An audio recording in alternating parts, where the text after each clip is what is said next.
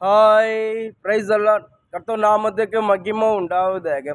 இன்றைய வேத வசனம் ஏசாயா தீர்க்க தரிசன புஸ்தகம் 57ஆம் அதிகாரம் 2ஆம் வசனம் நமக்கு இப்படியாக சொல்லப்படுது.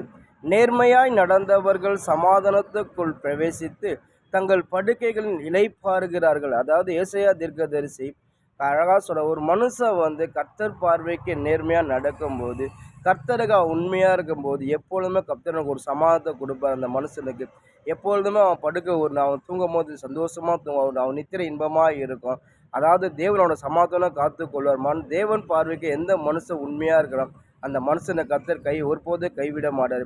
நீதிமானுக்கு அநேக கேடு வந்தாலும் கர்த்தர் அவனுக்கு துணை நிற்பான்னு சொல்லி வேதம் சொல்லுவார். ஆனால் துன்மார்க்கு அப்படி இல்லை, புல்லை போல உலர்ந்து பூவை போல உதிர்ந்து இல்லாமல் போயிடும். ஆனால் நீதிமானுக்கு அநேக கேடுகள் வந்தாலும் அநேக துன்பங்கள் வந்தாலும் கர்த்தர் அவனுக்கு துணை நின்று உத்தமனுக்கு துணை நிற்பன்னு சொல்லி வேதம் சொல்லுவார். அதான் ஏசாயா தீர்க்கதரிசி அழகாக சொல்கிறார். கர்த்தர் பார்வைக்கு நம்ம உண்மையாக இருக்கும்போது கர்த்தர் நம்மளை ஒருபோது கைவிட மாட்டார்னு சொல்லி அழகாக சொல்கிறார். இன்றைக்கி நம்மளோட வாழ்க்கை நம்ம ஆண்டுடைய பிள்ளையாக இருக்கும் போது நம்ம நம்ம கர்த்தர் பார்வைக்கு நம்ம உண்மையாக இருக்கும் போது, நம்ம கர்த்தருக்கு நம்ம எல்லாவற்றிலும் உண்மையாக நடக்கும்போது கர்த்தர் நம்மளை ஒருபோது கைவிட மாட்டார். ஏசப்பா நம்மளுக்கு அவருடைய சமாதானம் நம்மளை கொடுத்து நம்ம எந்த சூழ்நிலை கர்த்தர் நம்ம சமாதானமாக வாழ வைப்பார்.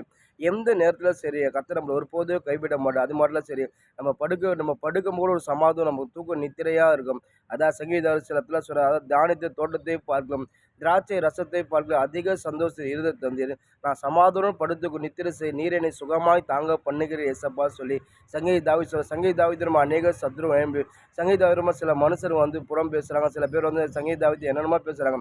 ஆனால் சங்கீத தாவீது இந்த மனுஷன் என்ன பேசுகிறான், இந்த சத்ரு என்ன பேசுகிறான், அதை பற்றி கவலைப்படல. தேவன் என்னை பற்றி என்ன நினைக்கிறாரு, தேவன் பாருங்க நான் எப்படி இருக்கிறேன்னு சொல்லி சங்கீத தாவீது அதான் ஏசப்பா சங்கீத தாவீது என் இருதயத்தை ஏற்றவன் சொல்லி ஏசப்பா சொல்கிறார்.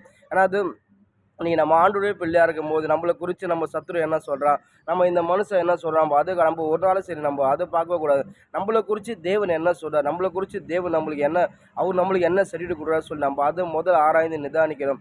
யோபுக்கு தேவனே சரி கொடுறாரு, உத்தமன் சன்மார்க்கம் தேவனுக்கு பயந்து பொல்லாப்பை விளக்குற மனுஷன் சொல்லி யோபுக்கு தேவனே சொல்கிறார். அது போல் ஒவ்வொரு கிறிஸ்தவ பிள்ளைகளும் தேவன் சொல்லலாம், என் பிள்ளை எனக்கு நீதியாக நடக்குது, என் பிள்ளை எனக்கு உண்மையாக நடக்குது, என் பிள்ளை எல்லாவற்றையும் எனக்கு உத்தமனாக இருக்குது, என் பிள்ளை என்னை பயங்கரமாக பின்பற்ற சொல்லி ஏசப்பா ஒவ்வொரு மனும் சர்டிஃபிகேட் கொடுக்கணும். அப்படி நம்ம சர்டிஃபிகேட் ஏசப்பா நம்ம கொடுக்கணும். நம்ம ஏசப்பா பாருங்க நம்ம உண்மையாக இருக்கணும். நம்ம எல்லா காலத்திலும் சரி நம்ம எந்த செஞ்சாலும் சரி தேவனுக்கு பிரியமாக செய்யணும். தேவனுக்கு நம்ம அவருக்கு சித்தமான செய்யும்போது கர்த்தர் நம்மளை ஒருபோது கைவிட வேதம் அப்படி தான் சொல்லுது.